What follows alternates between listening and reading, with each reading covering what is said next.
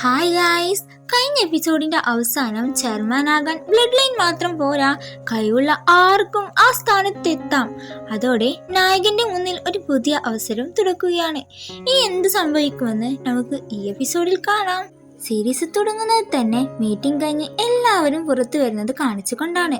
അവരാണേലോ ജുനിഹനെ പറ്റി സംസാരിച്ചു കൊണ്ടുവരും. ബാങ്കുൾ ആകെ കൺഫ്യൂസ്ഡ് ആയിരിക്കും. അവനിത് എന്ത് ചെയ്യാനെന്ന് വിചാരിച്ച് ആ ടൈം അവളുടെ സിസ്റ്റർ ജേക്കൻ ചോദിക്കും, താൻ എപ്പോഴാ ഇവിടെ വന്നത്? ദെൻ ജേസൺ ഹീറോയുടെ ഷർട്ടിൽ പിടിച്ച് ചോദിക്കുന്നുണ്ട്, തനിക്ക് ഈ കമ്പനിയെ പറ്റി എന്തെങ്കിലും അറിയാമോ? ഇവിടെ വന്ന് എന്തും കാണിക്കാമെന്നാണോ? അവൻ പറയും, നിങ്ങൾ ഇതെന്താ പറയുന്നേ? എനിക്കൊന്നും മനസ്സിലാവുന്നില്ല. ഞാൻ എന്തെങ്കിലും തെറ്റ് ചെയ്തോ? എന്തേലും സംഭവിച്ചോ എന്നൊക്കെ ഇന്നസെന്റായി പറയുന്നത് കേട്ട് ജേസൺ ആകെ കൺഫ്യൂസ്ഡ് ആവുന്നുണ്ട്. ദെൻ ജേസൺ അവന്റെ ക്ലോസ് സ്റ്റാഫ്സിനോട് സംസാരിച്ചു കൊണ്ടിരിക്കുന്നേരം ജേസങ്ങിന്റെ കൂടെ ഉണ്ടാകുന്ന ലേഡി പറയും, ജേക്കൻ എന്തോ ഫാമിലി മാറ്റർ പറയാൻ വേണ്ടി വിളിക്കുകയാണെന്ന്. നെക്സ്റ്റ് സീനിൽ ജേസൺ ചോദിക്കും എന്താ കാര്യമെന്ന്. ആ ടൈം ബാങ്കിലുള്ളവൾ കാണിക്കുന്നുണ്ട്, താനിതെപ്പോയാ അമേരിക്കയിൽ നിന്ന് വന്നത്? എന്നിട്ട് അവൾ ചോദിക്കും, എന്താണ് ബാങ്കുൾ തന്റെ മോട്ടീവ് എന്ന്. എനിക്കങ്ങനെ ഒന്നും ഇല്ല, എൻ്റെ അമ്മയുടെ കൂടെ ഉണ്ടാവണം എല്ലാ ടൈമും എന്നൊക്കെയാണ് അവൾ പറയുന്നത്. സിസ്റ്റർ പറയും, തനിക്ക് ഈ ചെയർമാൻ പദവി വേണം, അങ്ങനെ എന്തേലും. ഇല്ല, എനിക്ക് അതിലൊന്നും ആഗ്രഹമില്ല എന്നവൾ പറയുന്നുണ്ട്. ശരി, എന്നാ ഈ ഡീലിൽ ഒപ്പുവെക്ക് എന്ന് പറഞ്ഞ് കോൺട്രാക്ട് സൈൻ ചെയ്യിപ്പിക്കും. ദെൻ വാങ്ക്യോൾ അമ്മയുടെ അടുത്ത് പറയും, അമ്മേ എനിക്ക് കമ്പനി വർക്ക് ചെയ്യാൻ ഇഷ്ടായെന്ന്. ആ ടൈം ഹീറോ ചെവിക്കോർത്ത് നിൽക്കുന്നുണ്ടാവും. താനിതെന്താ ഇവിടെ ചെയ്യുന്നേ? അങ്ങനെയൊന്നുമില്ല, ജസ്റ്റ് വന്നപ്പോൾ കേട്ടെന്നേ ഉള്ളൂ. ഹീറോ ആണെങ്കിലോ തൻ്റെ മകൾ എന്ത് ചെയ്യുക എന്ന കാര്യത്തിൽ ഇൻട്രസ്റ്റ് കാണിക്കുന്നുണ്ട്. അതിനാൽ അവളെ ഫോളോ ചെയ്യുവാണ്. അവളാണെങ്കിലോ എന്തേലും അപ്ഡേറ്റ്സ് കിട്ടുന്നുണ്ടോ എന്ന് അറിയാൻ വേണ്ടി എല്ലാവരെയും ജോലിയിൽ ഹെൽപ്പ് ചെയ്യും. അവൻ ഡിസ്റ്റൻസ് ഇട്ട് എല്ലാം കാണുന്നുണ്ട്. ദെൻ ചെയർമാൻ കാങ് യങ് ഹോ തൻ്റെ സീക്രട്ട് പ്ലേസിൽ പോയി ആരും കാണാതെ പണം സ്വർണ്ണമൊക്കെ എടുത്ത് ഇറങ്ങും നേരം ബാങ്കുൾ അവനെ പിടിച്ചു വെക്കും. താൻ എന്തിനാ അച്ഛൻ്റെ പണം എടുക്കുന്നേ? അവൻ പറയും, ബഹള വെക്കണ്ട, ഞാൻ എല്ലാം എക്സ്പ്ലെയിൻ ചെയ്തു തരാമെന്ന്. ദെൻ അവർ ബിൽഡിങ്ങിന്റെ ടോപ്പിൽ പോയി നിൽക്കും. അവിടെ പണമൊക്കെ താഴെ ഇട്ടിട്ടുണ്ട്. അവൻ പറയും, തൻ്റെ അച്ഛനാണ് എൻ്റെ അടുത്ത് ഇത് ചെയ്യാൻ പറഞ്ഞത്.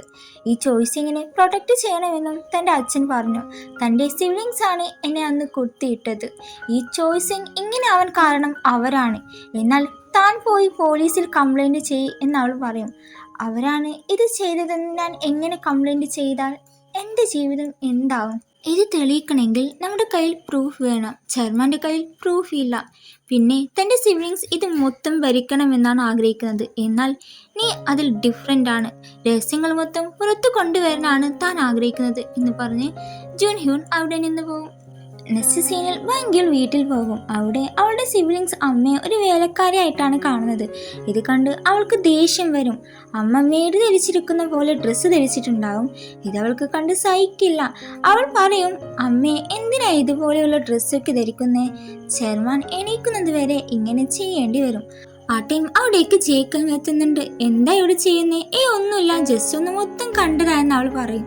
ഇവിടെ സ്റ്റാഫ്സിനെല്ലാം അറിയാൻ വരും, ഹാർഡ് വർക്ക് ചെയ്യുന്ന ആർക്ക് വേണേലും ചെയർമാൻ ആവാമെന്ന്. ഇതൊക്കെ അവർ ഡിസ്കസ് ചെയ്യും. സഞ്ജയ് ആണെങ്കിലോ ചെയർമാൻ്റെ ഓഫീസിൽ പോയി അവിടെയൊക്കെ നിരീക്ഷിക്കുന്നുണ്ട്. കാരണം ഇവ സഞ്ജയല്ലേ അതിൻ്റെ കൺട്രോൾ മൊത്തവും. ഹീറോയും ബാങ്കുകളും ഒന്നിച്ചിട്ടായിരിക്കും വന്നിട്ടുണ്ടാവുക. ഇവിടെ സെയിൽസ് ടീമിന്റെ പ്രശ്നം മെറ്റീരിയൽസ് ടീമിലേക്ക് വരും. സെയിൽസ് ടീമിലെ മാനേജറും മെറ്റീരിയൽ ടീമിലെ മാനേജറെയും പിടിച്ചിരുത്തി സംസാരിക്കുവാണ് ഹീറോ. ഇതാണ് ശരിയായ സമയം എന്ന് പറഞ്ഞ് ഹീറോ തൻ്റെ പ്ലാൻ പറയും. ഇൻവെന്ററി ചെക്ക് ചെയ്ത് അവിടെ പ്രശ്നം നടന്നിട്ടുണ്ടെന്ന്. അത് കാരണം സെയിൽസ് ടീമിന് ട്രേഡിങ്ങിലും മിക്കവാറും ഒരു അടി ഉണ്ടാകാൻ ചാൻസ് ഉണ്ട് എന്നൊക്കെ ഹെഡിനോട് പറയും. ഇത് നല്ലതാണല്ലോ, തൻ്റെ ഐഡിയ തന്നെയാണോ ഇത്? ആ ടൈം ഹീറോ വരും. അയാൾക്ക് മനസ്സിലാവും ഇത് ഹീറോയുടെ ഐഡിയ ആണെന്ന്. അയാൾ പറയും നേരം നിങ്ങൾ തന്നെ വിശ്വസിക്കണം, ഈ ഐഡിയ നമുക്ക് സക്സസ് നൽകും എന്നൊക്കെ പറഞ്ഞ് മനസ്സിലാക്കുകയാണ് ഹീറോ. ചെയർമാനും മകൾ ബാങ്കുകളും സംസാരിക്കും. മാനേജർ ബാങ്ക് ട്രേഡിംഗ് ടീമിൽ നിന്നും മെറ്റീരിയൽസ് ടീമിൻ്റെ മാനേജർ ആവാൻ പോവാണ്. എന്നാൽ അയാളെ നമ്മുടെ ടീമിൽ കൂട്ടണമെന്ന് ഹീറോ പറയും. ആ ടൈം ഒരു കോള് വരും. അത് മുത്തശ്ശിയെ നോക്കുന്ന ആൻറ്റി ആയിരിക്കും. മുത്തശ്ശി കാണാനില്ല എന്ന് പറയും. ബസ് സ്റ്റോപ്പിൽ ആരൊക്കെ കണ്ടതായി പറയുന്നു. അവിടെ ഉണ്ടാവും, താനൊന്ന് പോയി അന്വേഷിച്ച് വരാൻ പറയും. മാനേജർ ഫോഴ്സ് ചെയ്യും, പോകൂ, മുത്തശ്ശിയെ കണ്ടുപിടിക്കുമെന്ന് പറഞ്ഞ്. ടാക്സി വെയിറ്റ് ചെയ്യുന്നേരം ഒന്നും ലഭിക്കില്ല. ലാസ്റ്റ് ബാങ്കുകളായിരിക്കും കൂട്ടിക്കൊണ്ടു പോകുന്നത്.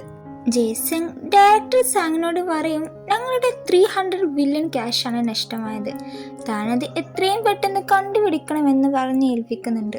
അത് കട്ട് ചെയ്താൽ ജേസിങ്ങിന്റെ ഭാര്യ അച്ഛനോട് സംസാരിക്കും. ആ ടൈം ജേസിങ് അവിടെ എത്തുന്നുണ്ട്. ഇയാളുടെ പ്ലാൻ എന്തെന്നാൽ ഇയാളുടെ കമ്പനിയും ചോയ്സിങ്ങും ഒന്ന് ചേർക്കണം. അതിനാൽ അയാളുടെ മരുമകനായ ജേസിങ്ങിന് ചെയർമാൻ ആവണം എന്നൊക്കെയാണ്. ജേക്കൻ ഹസ്ബൻഡിന്റെ അടുത്ത് പറയും, ചെയർമാൻ ഇനി എണീക്കാൻ പാടില്ല എന്ന്. ഇതുപോലെയുള്ള കാര്യം പറയണമെന്നില്ല, ആരേലും അറിഞ്ഞാൽ എന്റെ പണി പോകും. ഹീറോ ബസ് സ്റ്റോപ്പിൽ വന്നിട്ടുണ്ടാവും. പാവം ചെയർമാൻ അദ്ദേഹത്തിന് മുത്തശ്ശി കാണാൻ എങ്ങനെയുണ്ടെന്ന് പോലും അറിയില്ല. ആ ടൈം ആ പയ്യൻ ചോദിക്കും മുത്തശ്ശിയോട്, ഇതാ നിങ്ങളുടെ കൊച്ചുമകനെന്ന്.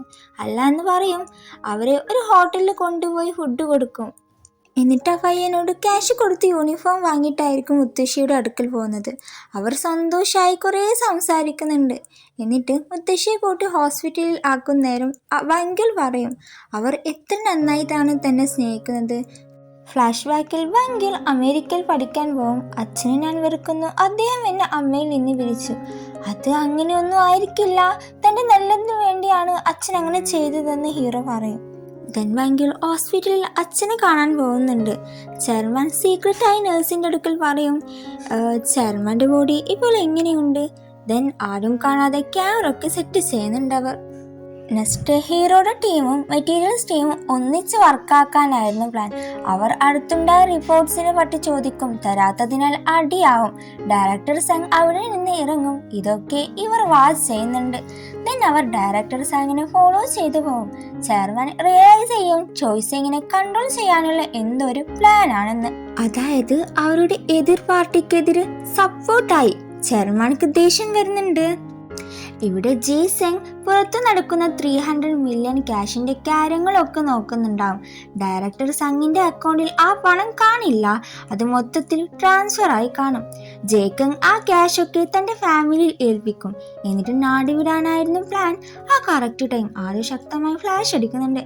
ഫ്ലാഷ് ബാക്കിൽ ഡയറക്ടർ ജേസങ്ങിന്റെ ഫാദർ ഇൻ ലോനെ കാണാൻ പോകും. ജേസങ്ങിൽ നടക്കുന്ന എല്ലാ കാര്യവും ഇയാളോട് പറയും. 300 മില്യൺ ആരും ട്രേസ് ചെയ്യാതിരിക്കാൻ വേണ്ടി ഒരു ആപ്പ് ക്രിയേറ്റ് ആക്കിയിട്ടുണ്ടാവും. അത് മൊത്തം കൈകാര്യം ചെയ്യുന്നത് ഇയാളാണ്. പ്രസന്റിൽ കാറ് ബ്ലാസ്റ്റ് ആകും. ബംഗിൾ ഷോക്കാവും. ഇങ്ങനെയൊന്നും ആരും പ്രതീക്ഷിച്ചു കാണില്ല. ഡയറക്ടർ സോങ് രക്ഷപ്പെട്ടിട്ടുണ്ടാവും. അയാളെ സേവ് ചെയ്തത് തന്നെ ചെയർമാൻ ആയിരിക്കും. അയാളായിരുന്നു ഫ്ലാഷ് അടിച്ചതും. എന്നിട്ട് പറയും, എനിക്കറിയാം താനും അയാളും തമ്മിൽ കളിക്കുന്നതൊക്കെ. ആ 300 മില്യൺ ക്യാഷ് അയാളിലാണെന്നും എനിക്കറിയാം. അയാളെ കയ്യിൽ നിന്ന് തന്നെ രക്ഷിക്കാം, ഇല്ലെങ്കിൽ താൻ മരിച്ചു പോകും. പിന്നെ കാറിൽ ബോംബ് വെച്ച് കാര്യം പറഞ്ഞു കൊടുക്കുന്നുണ്ട്. 300 മില്യന്റെ പാസ്വേഡ് ഉള്ള കാർഡ് കൊടുത്ത് പറയും, ഇതിലുണ്ട് എല്ലാമെന്ന്. എന്നിട്ട് ഹീറോ ക്യാഷ് കൊടുക്കും ഫാമിലിയെ നോക്കാൻ വേണ്ടി. ചെയർമാൻ ബാങ്കുകളുടെ അടുത്ത് ചോദിക്കും, ഇപ്പൊ താൻ എന്നെ വിശ്വസിക്കുന്നുണ്ടോ എന്ന്. ഇത് കുറച്ച് കഷ്ടാണ്, എന്തിനാ പേടിക്കുന്നേ? ഇത് തുടക്കം മാത്രമാണ്. ഇനി തനിക്ക് മനസ്സിലാവും ഓരോ സത്യങ്ങളും. തന്റെ സിബ്ലിങ്സിന്റെ മൊത്തം വിഷയവും ഞാൻ പുറത്തു കൊണ്ടുവരും. അല്ല, നമ്മൾ ഒന്നിച്ച് കമ്പനിയെ പഴയതുപോലെ ആക്കും. അതോടെ ഈ എപ്പിസോഡ് ഉണ്ടാവുകയാണ്. ഇവിടെ ചെയർമാൻ കമ്പനിയിലെ അഴിമതിയും പിന്നാലെ ഗൂഢാലോചനയും പുറത്തു കൊണ്ടുവരാൻ ഓരോ നീക്കവും തുടങ്ങുവാണ്. അവന്റെ പദ്ധതികൾ വിജയിക്കുമോ അതോ പുതിയൊരു തിരിച്ചടി കാത്തിരിക്കുകയാണോ എന്നൊക്കെ ഇനിയൊരു എപ്പിസോഡിൽ കാണാം. വീഡിയോ ഇഷ്ടമായാൽ ലൈക്ക് ചെയ്യുക, ചാനൽ സബ്സ്ക്രൈബ് ചെയ്യുക. Thank you for watching.